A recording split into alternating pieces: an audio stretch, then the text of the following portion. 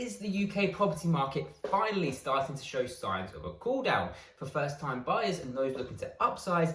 I can only imagine you are hoping and praying that this is the case. Well, recent data suggests that you may actually be in luck. But before we dive into the details of this video, please remember to hit that subscribe button and tap the like button, and let's get this video shown to as many people as possible. So, without further ado, as we know, property prices over the last few years have been soaring and reaching record highs month after month. But for the first time in a year, property prices fell 0.1%, bringing the average property price in the UK to £293,211. This is 8.7 times the average annual salary here in England. This is the worst affordability ratio in the country since records began in 1999. Now, I realise this is not exactly an amount that actually makes a difference in the real world. 0.1% really is a minimal drop.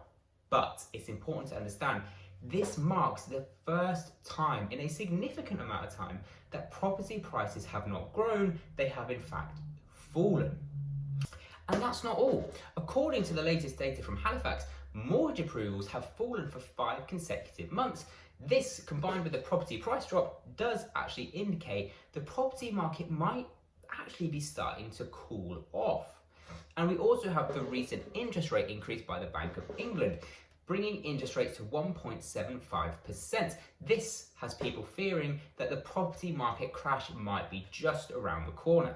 We also have to consider the fact that energy prices are set to triple over the coming months, putting further strain on the finances of people in the UK. Begging the question, when the cost of living crisis worsens, are people actually going to be able to afford their mortgage payments that they have previously been able to manage? This is a question that will be answered in time, especially as we go through the winter period, and it might actually take longer to get answered than we first thought, as reports are now showing that this cost of living crisis and energy crisis could last until 2024. So, what other data do we have that suggests the property market might be starting to cool off? Well, in June, Propertymark reported that viewings per property were down by 29%. The data by Propertymark found that viewings decreased from 6.2 in April to 4.4 in June, which is what estate agents would expect from a traditional market. This figure matches the pre-pandemic average based on figures between 2010 and 2019.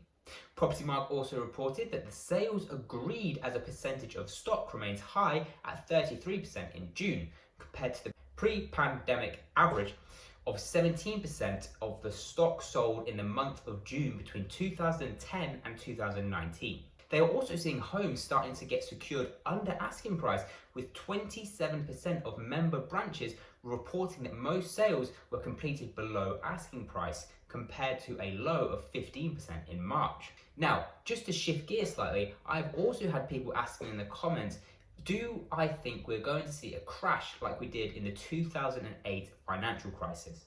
So here is what I think. 2008 happened, in short, because there was a sudden loss of liquidity in the international banking system. Currently, we have a surge in demand despite rising interest rates. And this represents a decent or adequate level of liquidity in the market, meaning assets such as houses can be bought and sold with no issue thanks to sufficient supply and demand. So the question is then, can the banking system of today maintain the level of liquidity it requires and that it currently has that was not available in 2009?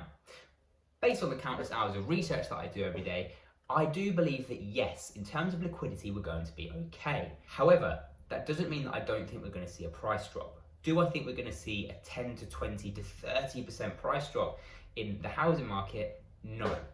But I do think we could see a 5% drop, more of a correction than a crash, or what we'll end up seeing is just a leveling off in growth. So we're not going to see this constant tick up. We may just see this, maybe this, and then like that before we return to some normal growth. Finally, I do want to touch on the recent news that the Bank of England wants to scrap the mortgage stress test rule.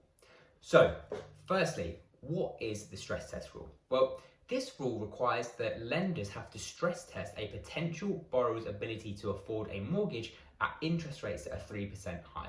The removal of this rule would essentially mean lenders no longer have to test affordability based on future interest rates. So, why is the Bank of England suddenly wanting to scrap this rule? Well, it's actually been in consultation for a while, and it's been brought up numerous occasions over the years, but it's starting to get a bit more momentum due to the fact that house prices are becoming unaffordable for everyday people. The main hope that the Bank of England have for removing this rule is that it would help those currently unable to afford a mortgage, despite the fact that some people's rental payments are higher than the monthly payment that they have applied for.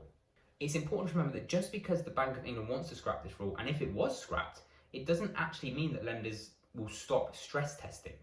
It's at their discretion. Lenders have their own risk committees, and it's likely that they will ensure lenders continue to stress test against future interest rates. So guys, there we have it. Let me know in the comments down below, is the property market going to fall? Is getting rid of the stress test rule a good idea, or could it cause more issues? I will see you in the next one. Please remember to hit the like button, hit the subscribe button. Bye.